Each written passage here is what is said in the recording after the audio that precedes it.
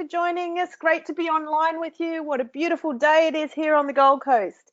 Okay, so today we are here to talk about energy at work. We are going to be having a look at quick reminder of the Cultures of Excellence framework, and then we're going to focus on the role that food plays in building resilience. So we're going to be talking specifically about diet and performance for the brain, body, mental health, and energy.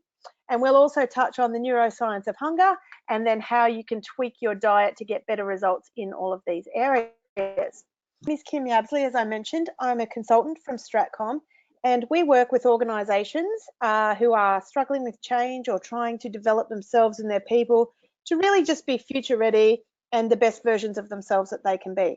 Sometimes this is about teaching some of the foundation skills like communication, emotional intelligence, developing insight. But, you know, on the whole, we work as consultants, strategists, facilitators, and executive coaches. I'm the founder of Stratcom and also the author of the Cultures of Excellence framework, which is the one you see before you right now. And this, of course, is our proven methodology for culture change. It supports organisations and individuals through what we find to be the challenging elements of building positive culture. These are individual effort, organisational effort, and leadership effort. And just to explain that briefly for you by way of context, the 10 principles you see on the left-hand side in front of you now, that represents our signature program, which is a 10-step plan that individuals can follow to develop insight, take action, and expand outcomes, personally or professionally. The 5 bubbles that you see over on the right, that's what we refer to as the pillars of excellence. And these are the 5 areas organisations need to reflect on, plan for, and develop if they want to build really positive working environments. And leadership sits right in the middle there where you see the words integration and engagement. The technique that we teach leaders is called inspired engagement. It's also the name of my first book, and that's all about taking those 10 steps at the individual level and applying them in the context of your role at work.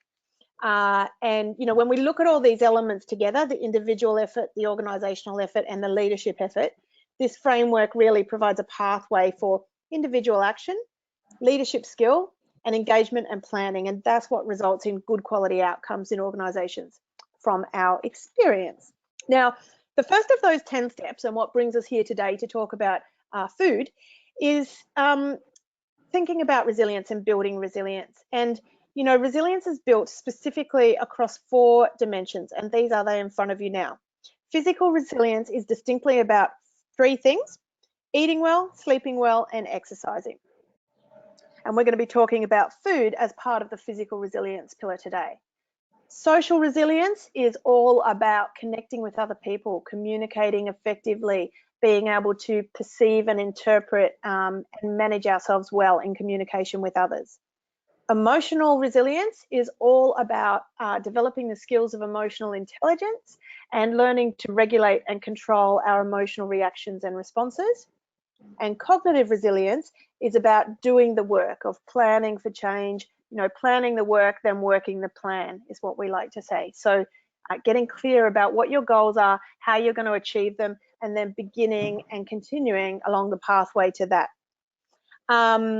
Now, we often talk about physical resilience as one of the most important elements, but really when we look at all 4 of these areas together, we have to kind of synthesize. I guess you can think of this framework for resilience as a bit of a holistic model for developing ultimate happiness. We need to be able to synthesize across all of these areas if we want to create fulfillment at the end of the day. And just in terms of resilient workplaces, which is of course what our work is about, this is what it looks like. So an environment where we see healthy, happy people who show up to work. That's how physical resilience translates in the workplace. Not only do they show up and are they there, but they actually bring their A game. They're fully present and they use their unique and innate skills to make a difference. Socially resilient workplaces look like environments where people are connected, they're engaged, they're at the source, they contribute and create the environment that they want to be part of. So rather than seeing the barriers, they see what's possible. Emotional resilience in organisations looks like workplaces where we create the mechanisms and make the time available for people to reflect and grow.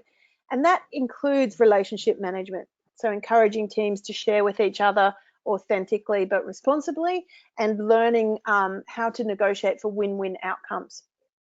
And high levels of emotional intelligence are often linked to high-performing teams. And then in terms of cognitive fitness or cognitive resilience, it's about taking the insights that we get along the way in our own journey, looking at the things that are important for us, looking at what we need to change and tweak, and being able to do that so that we actually get some outcomes associated with our insights. So resilience is very important for workplaces for a number of reasons, and we see impacts across both the individual and organizational levels. So individually, it's about improving illness, about having better quality mental health, reducing stress. We hear people talking about enhanced relationships at work and at home. It improves our relationships within our team, which encourages greater engagement. People feel more confident and competent, and effectively they communicate better as a result. And of course, the organization often measures these sorts of symptoms of resilience through things like absenteeism, morale, culture, productivity, workload, maybe claims like bullying and harassment or work cover claims, and brand. So there's a mix of really good quality reasons why organizations want to invest in developing resilience, and that includes bringing you this webinar today. And at its baseline, healthy individuals are what make up a healthy culture. So culture is first and foremost about relationships. It's about people. It's about the way that we interact with each other, about the way that we interpret and process what's coming up for us. And so the healthier that we are as individuals, the better quality culture that we are going to see in our workplaces. And speaking of healthy individuals, let me introduce you to our very special guest, Chris Hughes. So Chris is the author of The Tweaking Diet. He is also a business owner of CQ Nutrition. And all right, so thanks for the opportunity, Kim. As Kim said, I'm a dietitian. Majority of my work is working with chronic disease, or also just working with people trying to improve their diet for whatever their goal may be. Eating for performance is really important, and the brain is, I guess, the central figure in all of that. And nutrition plays a really big part in improving brain performance. So we often think of nutrition in terms of managing weight, which I can cover off a little bit today, but even weight is regulated in the brain. So it's a really important facet of our diet and what that brain needs. So a good diet is critical for concentration and memory. And also about trying to reduce fatigue. And I mean, I guess most people can relate to having a bad day at work where it's a bit of a struggle to get through the day. So if you've got a diet that can actually limit the amount of times that happens, then it's really important. Nutritionally, the things that we look at for diet are the omega-3s. So these are the healthy fats that you'll often hear about, and they're by far the most researched in terms of brain health. So a good omega-3 intake is critical in terms of sustaining brain health, and a lot of the research around Alzheimer's and dementia in particular center around the amount of omega-3s in someone's diet. So this is a lot of that Mediterranean style eating. So if you're thinking of salmon and nuts, omega-3s are a key part of that. Also, it's about eating regularly.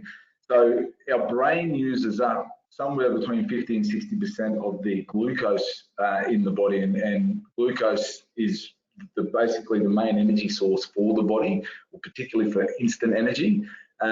So if the brain's using up 50 to 60% of that energy, it's critical that you're giving it a fairly steady supply. And that can be a real issue for anyone. A lot of the time I'm looking at with someone's diet is their eating pattern. They may skip breakfast, or they may not eat very often. And then they wonder why they get fatigued or get very hungry and they can't concentrate and they become quite irritable. And it's because the brain starts to shut down. If anyone knows anyone with diabetes, or type 1 diabetes in particular, where they go into what's called a hypoglycemic event, this is where the brain is literally shutting itself down to protect itself because it's run out of glucose to fuel what it needs to do. So yeah, so the eating pattern that someone has is almost as important as the actual food that's coming in, because the eating pattern is often what will dictate sort of how we end up eating in the end anyway. And then portion size is really important as well. particularly the best example of this is probably Christmas Day.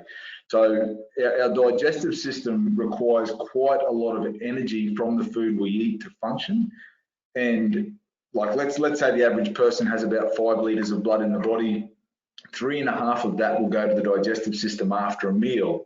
So if you're eating huge portion sizes, you can imagine the amount of energy and blood supply that's required to break that down.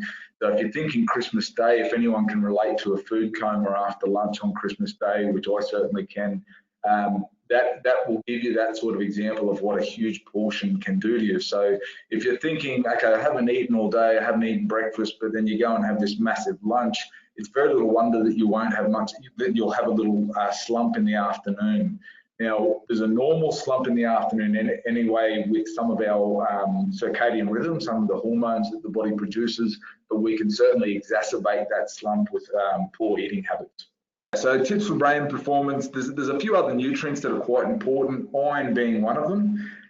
So iron is most commonly thought about in a lot of your red meats, and this is because they're the highest in what they call heme iron, but meat also has a lot of the non-heme, which is also found in things like your spinach and kidney beans. But iron is a particularly useful mineral for the brain, but can be found in a range of things: kidney beans, lentils, tofu, spinach. Zinc is another really critically important mineral for the brain, again found in very similar foods to what iron is as well. So generally, if you've got a pretty good iron intake, the zinc isn't too far off. Women tend to have much higher iron requirements, whereas men tend to have higher zinc requirements. Anyone that's pregnant, the requirements for iron are even much higher again. So you don't need to worry too much unless you've got a history of being low in iron. As long as you're eating, red meat sparingly, but then you're eating things like kidney beans and lentils and tofu and spinach, then you can actually achieve it quite easily. The other thing to be aware of with iron and zinc is things like tea and coffee and cola beverages can actually inhibit the absorption of these minerals. So if you're eating, if you're low in iron and then you're drinking lots of coffee and then not eating properly, then it's just putting yourself at a greater risk. The B vitamins are another one that's crucially important for the brain. This particularly lends itself to mental health. The B vitamins, a huge chunk of them, so B1, B3, B6, B12, so there's a whole range of them. They are required to produce a particular neurotransmitter called serotonin. Now, serotonin, if anyone's aware, is the neurotransmitter that will make you feel good. It's probably the most commonly known. Now, they did studies in the 50s, one that was called the Minnesota starvation study, where they actually starved a group of men for a period of time.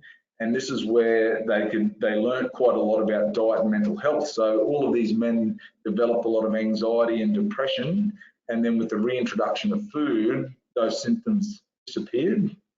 And from there, they were able to work out, well, something in the diet is affecting mood, and they're able to work out that a lot of the B vitamin deficiencies that come from a lack of adequate intake really have a massive impact on our mood. So I've managed a number of clients with eating disorders, and it's really critical that we're trying to get the B vitamins into their diet as soon as we can, because on top of the condition, you're trying to balance mental health, and when the brain isn't producing the neurotransmitter to make you feel good, it certainly makes it hard to dig yourself out of that.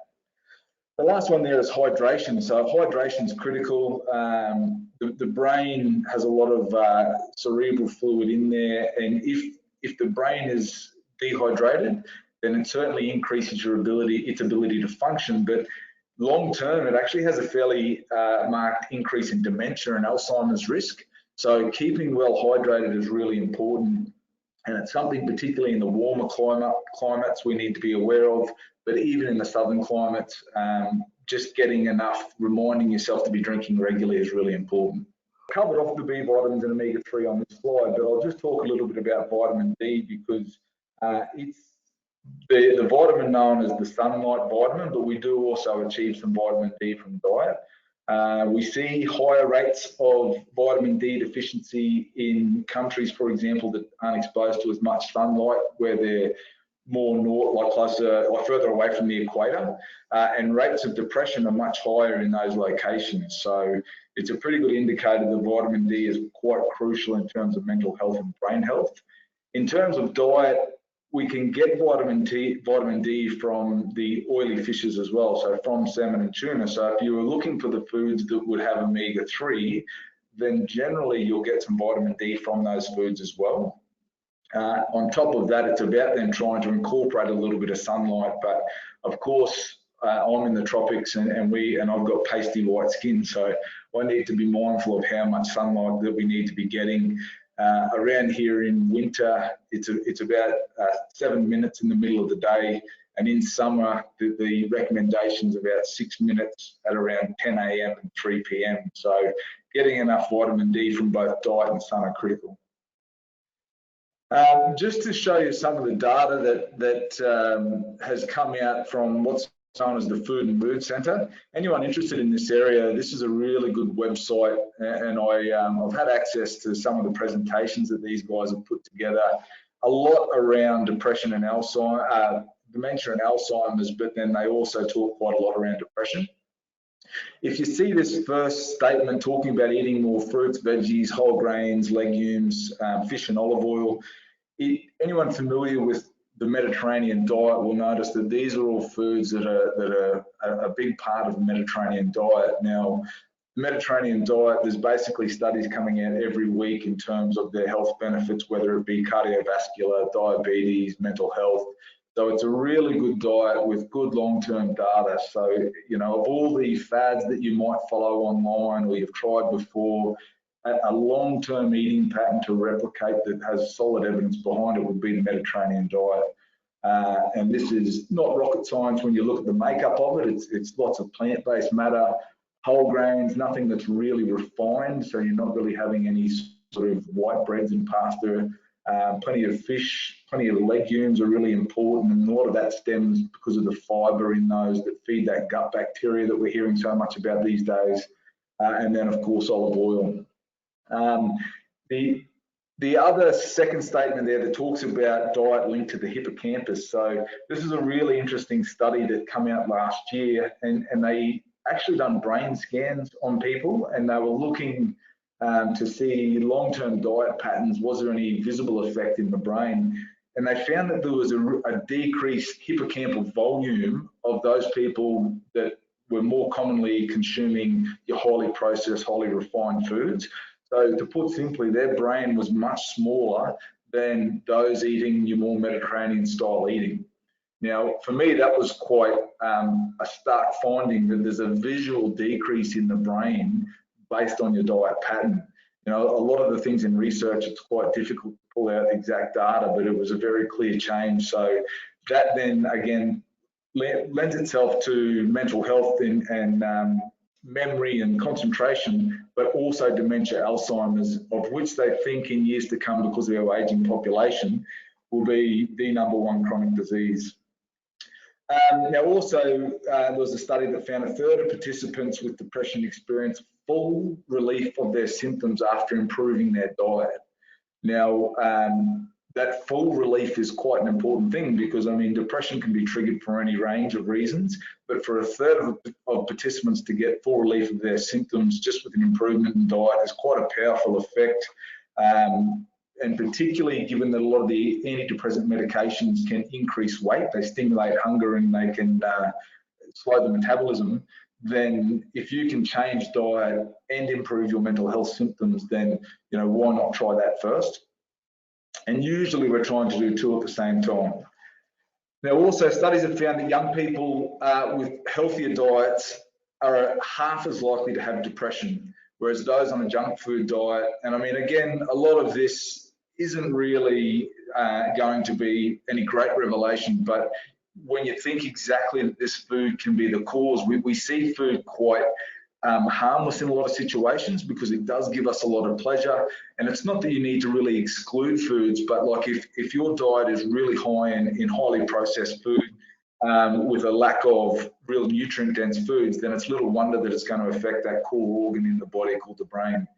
Now, the people who eat a diet high in whole foods such as fruit and veg, nuts, now these are the foods that are really nutrient dense. And when you think about how our bodies evolved, we only really had access to nutrient-dense food.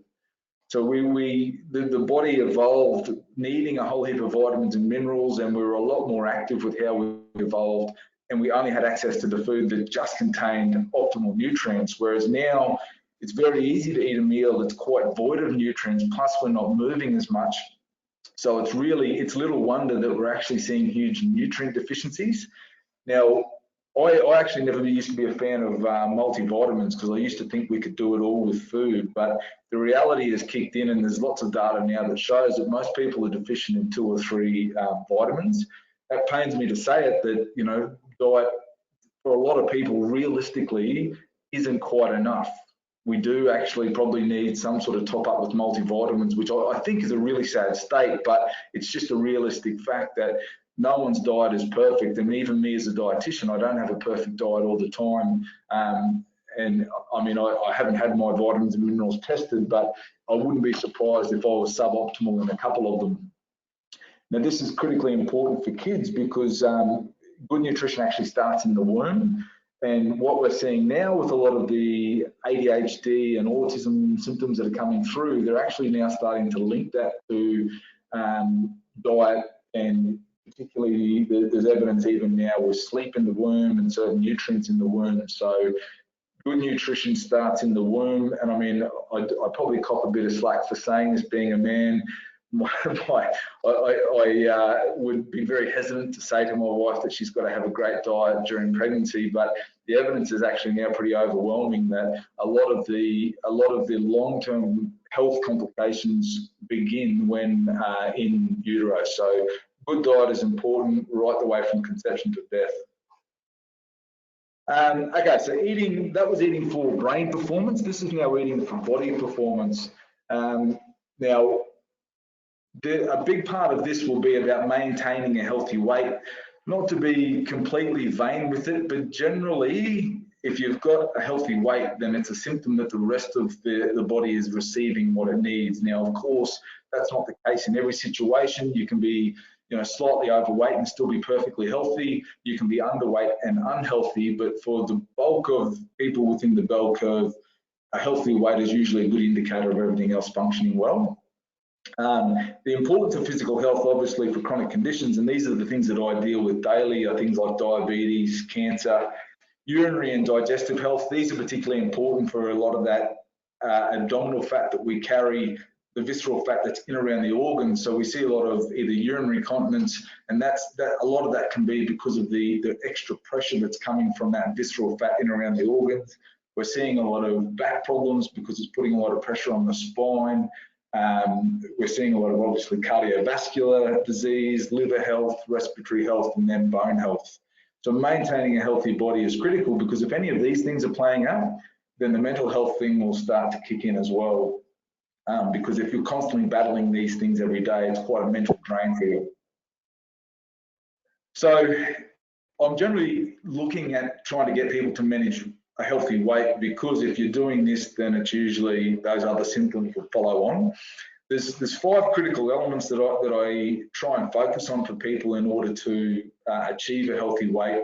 One of them is firstly an awareness of energy. So this is kilojoules or calories, whatever you want to talk in. The reason this is so important is because it's the thing that will dictate weight loss. The evidence is clear now beyond doubt that the amount of kilojoules you consume should not really exceed what you burn in a day. And if it does consistently exceed what you burn in a day, then you're going to gain weight. And I'll explain that a little bit further in a second. Hunger is the thing that I'm trying to focus on mostly for people, because hunger is what beats people most of the time, despite they may have an awareness of kilojoules or calories. If they're hungry, that all goes out the window. Sleep is actually number 1. So if you're not sleeping well, then you're unlikely to be eating well, and then you're also unlikely to be exercising. So sleep is actually critical in terms of good health. Portion sizes then come into it as well, and what your environment is made up of. So I see a lot of people for weight loss, and the people I know are going to do quite well in terms of losing weight generally have a pretty good home environment that are supportive of their efforts. Whereas people that, for example, don't, like that, they may have a partner that doesn't really want to eat healthy, and here they are trying to make an effort and their partner's bringing a lot of the rubbish, tempting food home. That makes it really challenging, and I'll explain a little bit around the neuroscience of the brain as to why that happens. So energy is, like I said, it's the thing that will determine whether you lose weight, but this is weight loss theoretically. The reason I say theoretically is I'm a dietitian and I can't tell you how many kilojoules I eat on any given day. So it's not really about being an expert or counting them, but you certainly can't be blind to them anymore. We need to have some sort of idea of what we're putting in, because in our society right now, it is so easy to eat in excess of kilojoules, and it's not as easy to eat a deficit. So eating a deficit of kilojoules is really important. There's a lot of debate out there in terms of you know, fats or carbs, whatever it may be, being the contributor to excess kilojoules. Like I was saying, the evidence has actually been put to bed that if the kilojoules are controlled, regardless of whether they have been provided primarily from carbohydrates or primarily from fat, it's the kilojoules that will actually dictate weight loss.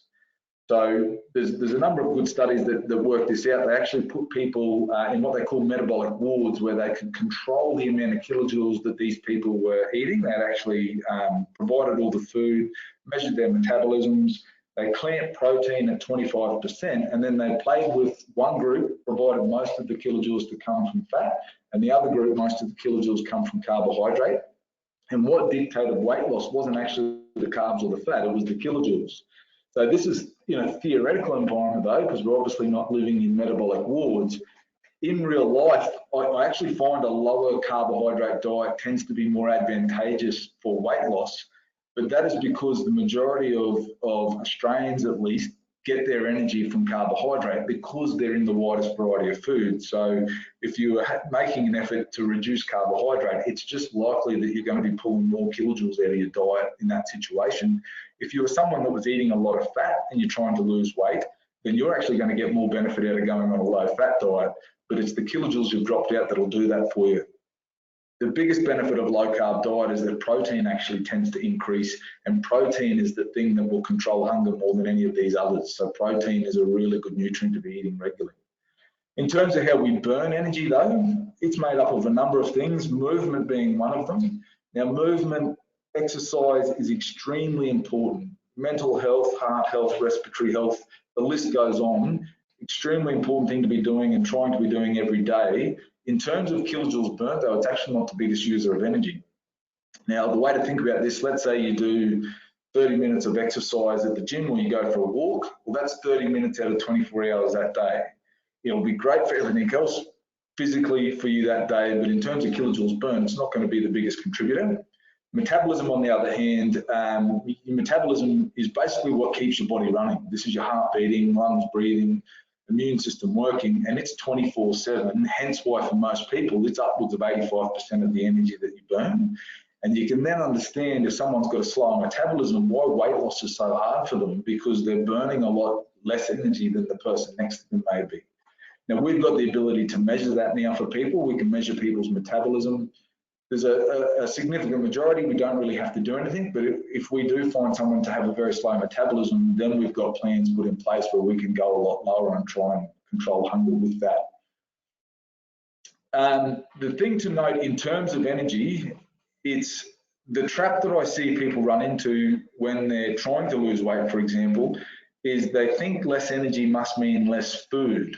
And it's a common misconception, but it's one I try and steer people away from, because you can still eat less kilojoules but have a good volume in your diet. And the volume part of it is absolutely critical, because this is the thing that will really help you try and control hunger. If you see that bottom diet, it's an ideal diet in comparison to that top diet that's not so ideal. Now, the reason it's ideal first and foremost is because it's actually got nearly 1,900 grams, so close to 2 kilos worth of food in there, versus the one on top's a little under 1,400 grams. So it's got a half a kilo more food. However, it's got 4,000 kilojoules less than what that top diet does. So you can eat good quantity, which is going to help to control hunger, but it's going to keep the kilojoules low. Now, the easiest way to do this without having to focus on the numbers, because long term, I don't really want anyone thinking about kilojoules. It's only a short term thing that I get them to become aware of. Long term, food shouldn't be a chore, it just should be something you enjoy. Now, a strategy to do that long term is to make sure you've got colourful food at every single meal, because that colourful food will give you good weight in your stomach for very little kilojoules. And I've got some examples of it shortly. So nice, easy one to remember is colour at every single meal. And if you look at the main meal, the dinner, it's steak and vegetables, and the top one is steak and vegetables. That dinner down the bottom is a bigger meal in terms of it's nearly 600 grams, but it's got 1200 kilojoules less than that top one. So you can see the difference of the colour on that bottom one versus that top one. Now, the other thing to look at there, if you're looking at the morning tea where there's a biscuit or the apple, if you purely focused on kilojoules, this is where you could really become unstuck, because you could look at that biscuit and say, I'm just going to have a biscuit because it's got similar kilojoules to that apple. But the difference being the apple's 10 times more weight going into your stomach. And that is going to set you up longer in the day in terms of controlling hunger. So nice, easy one to remember is just colour at every single meal there. This is a diagram that gives you a brief description of hunger. So hunger and appetite, it's actually quite important to distinguish. There's a difference between the two. Appetite is more sensory, so it's more dessert is probably a good example of appetite. We're eating dessert not because dinner wasn't big enough, it's because someone's told you there's dessert there and that you know what it's going to taste like. Whereas hunger, on the other hand, is your body saying, you haven't fed me enough, because our brains simply want to survive. They're not that bothered about what we look like, they just need to know that there's enough fat stores. Now, how the brain can register this is firstly the weight of food in the stomach. So we've got in the stomach what are called mechanoreceptors, but if you just think of them, they're like little stretch receptors, or almost scales, if you like. They'll measure the weight of food that goes in there, and that'll activate the vagus nerve, and the brain gets that message that yes, there's some food coming in. So you can imagine the biscuit versus apple example, where the biscuit is 17 grams and the apple's 170 grams, you're going to be getting a lot more weight into that stomach when you eat that apple. So weight's a really important thing. The other thing the brain needs to know is protein. So protein at every meal is quite important because it sends off a whole cascade of these really powerful hunger suppressing neurotransmitters to the brain. And they're quite potent at suppressing hunger for an extended period of time. So at any one meal, I'm actually trying to get people to put colourful food in there and some protein. So if you're thinking that in terms of breakfast, it might be, let's say, berries, a whole heap of berries with a good high protein yogurt, and then you might have a little bit of muesli on there for the crunch on top. Or it might be like a big heap of tomato, mushrooms, onion with some eggs or something on there for a bit of protein. But always colour protein is a pretty good combination. If the brain doesn't actually get the signals that you've fed it, then it has the ability to make you catch up. Because again, remember, the brain is just trying to survive. It just needs to know that you're feeding it. And if it feels like you haven't, it will activate a few systems in the body that will make you hungry. Now, this system they've identified can remain elevated for upwards of 3 days, which is quite scary when you think about it. What you didn't eat yesterday might even catch you out tomorrow. And it's all very subtle, you don't quite realise it, but the meal's slightly bigger, or your choices more than anything of what's really impacted on. Now, in that situation, the brain can actually shut down what they call the satiety center in the brain, so the part of the brain that controls appetite, and it opens up all the reward centers. So, for example, the taste receptors on your tongue become heightened. So that means when you do start eating, the brain's going to want you to make up for it, and you tend to overeat, and you also tend to crave certain foods. So the food you do choose is likely to be the biscuit rather than the apple. So hence why controlling hunger is so important. And I guess most of us can probably relate to trying to make a decision on healthy food when you haven't actually eaten all day. And, you know, I am still vulnerable to this. If I've missed a meal for whatever reason, I'll eat whatever I can get my hands on, despite knowing exactly what's going on. So a nice regular eating pattern, good volume, good protein is critical. This is probably a complicated drawing. I won't go into too much depth, but this just explains the whole neuroscience of hunger. We've got the satiety center, which is in the brainstem, and the reward center there. That reward center, whenever it's lit up, it shuts the satiety center down. And it also actually shuts down the cerebral cortex, so the front of the brain that controls rational thought. So we literally don't have the ability to think rationally in the presence of calorie-dense food. Now, the way this was explained to me, it's kind of like your brain doesn't want you to look fat. Your brain just wants to survive. So it needed us to act impulsively on food. So in the presence of calories, it didn't want to have to waste any energy on you thinking whether to eat it. It needed you to act instantly because that was a survival mechanism. Now that survival mechanism is probably what's bringing us down now, because we've just got a whole abundance of calories everywhere, but it's still how we've evolved and it's how the brain's working. So if you're surrounding yourself with calorie-dense food all the time, it's little wonder that you'll put yourself into a kilojoule excess on most days.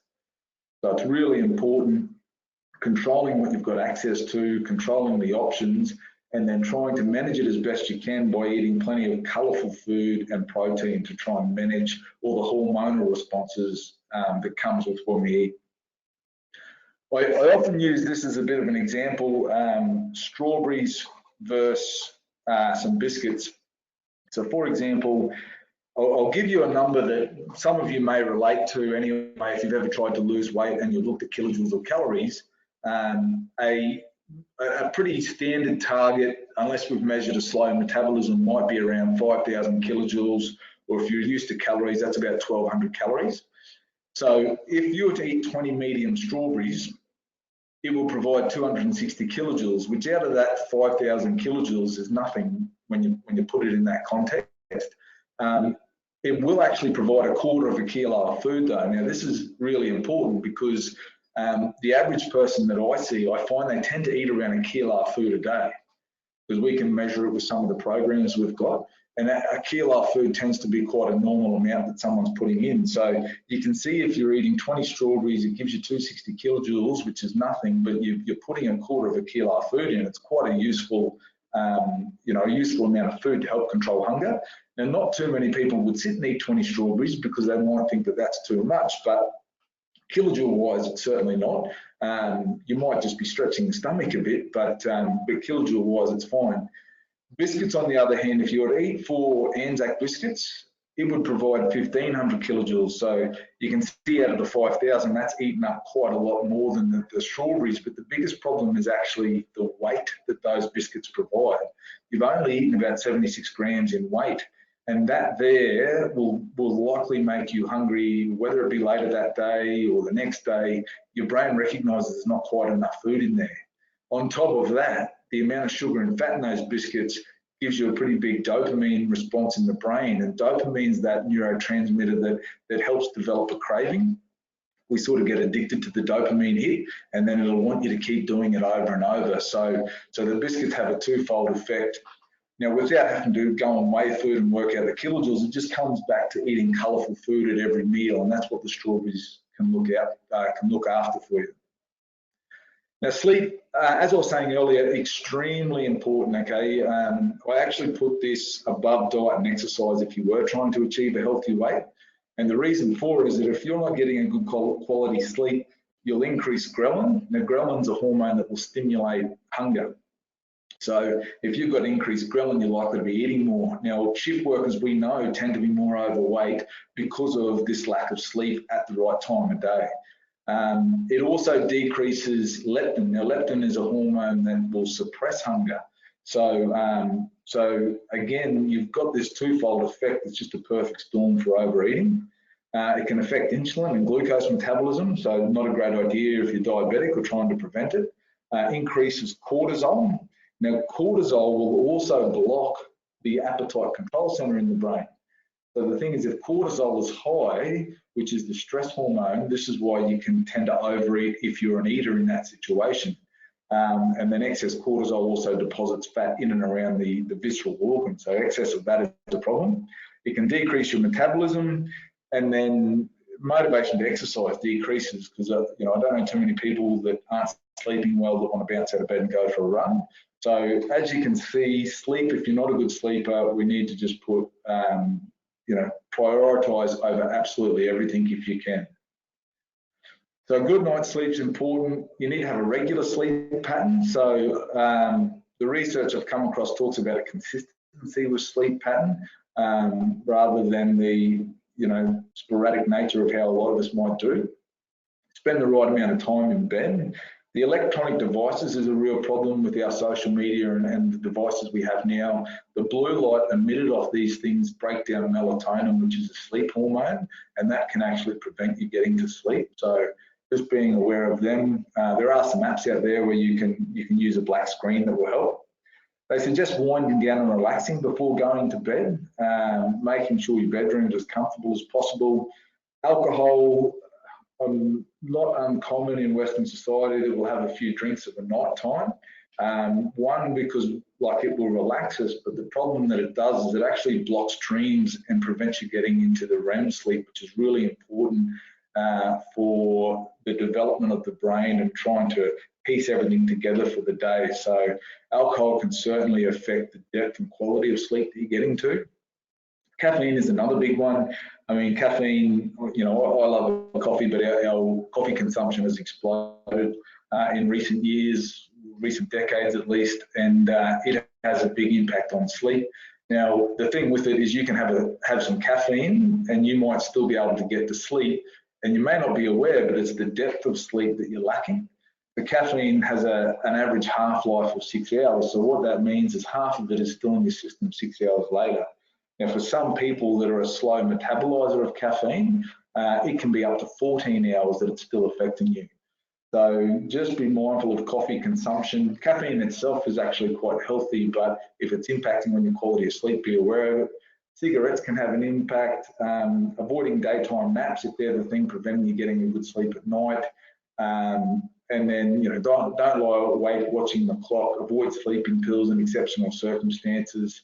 And, you know, you may even need help, like if you want to go chat to your doctor, but it's really important. The sleep studies, both, well, I know Yeppoon and Rocky have got sleep study centres where you can have your sleep assessed and have a good look at the quality of sleep you're getting. The environment is the other thing that, this is the thing that will actually have the greatest influence on your ability to lose weight and maintain a healthy weight long term, because it's where the majority of your meals come from. You know, if, like I was saying at the start, if you're surrounded by really tempting foods, then more often than not, you'll be eating them. And it really will put a strain on your willpower if you're constantly having to use willpower. And they describe willpower, and there's really good studies that have isolated this, and they found that willpower acts like a muscle. Now, it's not a muscle that we actually strengthen, unfortunately. It's a muscle that we weaken. So if you're constantly having to use willpower, then it's actually likely to affect your performance in a whole facet of areas throughout the day. So the one study that stood out for me was where they would give people two groups, and they would give one group chocolate muffins and say they weren't allowed to touch them, and the other group they gave radishes and said they weren't allowed to touch them. So you can imagine the group that struggled the most, and it wasn't really the radishes group. They then tested them later that day on a whole series of what seemed like unrelated tasks. And there was a stark difference between those that had to use willpower by avoiding the chocolate muffins versus those that had the radishes. They failed in concentration, mood scores, energy levels. So linking this back to how you've got your desk up or you've got your home set up, if you're having to use willpower all the time, it will prove challenging in not just trying to lose weight, but then a whole heap of other areas in your life. There's also some really good data that's come out of America that shows how you've got your home and work set up can increase weight independent of a lot of other factors. So this was to do with biscuits in the house. They found you're likely to be 4 kilos heavier if you had biscuits in the house compared to someone who doesn't. Now, that can be due to a whole range of things. If someone's got biscuits in their house, they might be less likely to exercise and all sorts of things. But there was a pretty big study, so that the amount of people in it gave at least some weight to the results. You want to make your diet as colourful as possible, and I've probably harped on about that a bit too much, but really the easiest thing to remember long term is colour, and it's because it's got the least kilojoules and most nutrient dense foods in it. Inflammation is another big one. So inflammation and cardiovascular disease risk, but I mean inflammation is linked to diabetes, cancer, heart disease. It's basically, again, comes down to what we're putting in our diet versus what's not there. So if we're eating a lot of the refined foods, then that actually can also result in a lack of fiber and polyphenols and phytonutrients in our diet. And all of those things, the polyphenols, phytonutrients are anti-inflammatory. A lot of the refined sugars and saturated fat and trans fats create a lot of inflammation in the body. These are the things that really trigger a lot of the cardiovascular risk. Now, also diet's influenced by preference. You know, there's taste preference for one. There's about 40% of our taste is what we expose ourselves to, whereas 60% of it tends to be genetic. We're kind of born with a preference for certain foods. We have a limitation on finances in terms of what we can be eating. The thing to think here is all of the supermarkets now need to put in a unit price. And I strongly encourage when you're doing any shopping, particularly if you're thinking that healthy food is expensive, to look at the unit price of what you're buying. So a lot of the cheaper foods may seem cheap, but you're buying less food for it. Okay, so an example of that may be potato chips. You might pay $2 or $3, like I'm talking crisps kind of thing, $2 or $3 for 50 grams of it. Whereas if you buy potatoes, you'll pay $2 a kilo. You know, so you'll get more food when it's the more unrefined, unprocessed options. Now, also small changes is all you currently need. So the all or none approach is what I find tends to bring people unstuck. Diet, like weight isn't gained in a day, okay? You can jump on the scales and see your weight go up, but it's not body fat. You'll see fluid go up in quick succession, okay? Body fat is actually pretty slow to accumulate. And it's also slow to take off, unfortunately, as well. So what I'm encouraging the clients I see for weight loss is your diet doesn't have to be perfect, but if you've controlled the environment, so if you don't have a lot of the temptation of work and home, that's likely where 90 to 95% of your meals are coming from.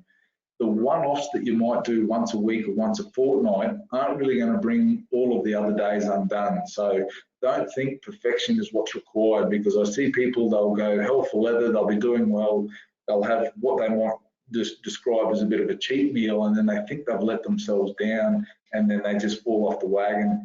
So the thing to remember there, if your weight goes up on the scales, and Christmas is probably a good example actually, where we tend to overeat, but we eat a lot of salty food, and what that does is will hold onto a lot of water in your body, and then when you get on the scales, that will completely mess with your head that you think you've put on more body fat. So in our practices, we've got what they call body impedance scanners, so we can show how much fat, muscle, water, or bone you've actually got. And I actually measured myself at Christmas, and I gained 2.5 kilos over Christmas, which, given my Christmas, I thought was probably okay, because I'd sort of let myself go a bit.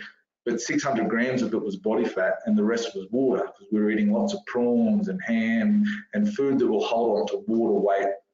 So it's really important.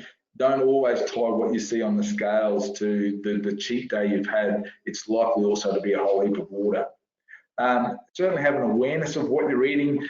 The data that's come out of America recently talks about this national weight loss registry, where they've just followed thousands of people, and they're looking for things these guys are doing that's helping them to lose weight and keep it off.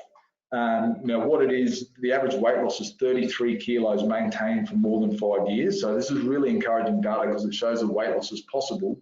But one of the key elements that come out of that was that they taught themselves about food. They didn't follow anything blindly. They actually educated themselves. So this is why having an awareness of what you're eating, you don't have to be an expert, but you've got to have some sort of idea rather than just following the next fad that comes along. And then also just make sure it's filling. Make sure you're controlling your hunger and appetite. that is the end of today's session. So if you need to go, thank you very much for being with us. Just a reminder, as Chris says, it is about the small tweaks that make the biggest difference, and healthy individuals are what create healthy cultures in workplaces. So it's really valuable to remember that how we do anything is how we do everything. So when we pay attention to the small things day by day, we get better results in the long term. If you would like, again, thank you very much for being with us today, and we look forward to hearing from you soon. See you later.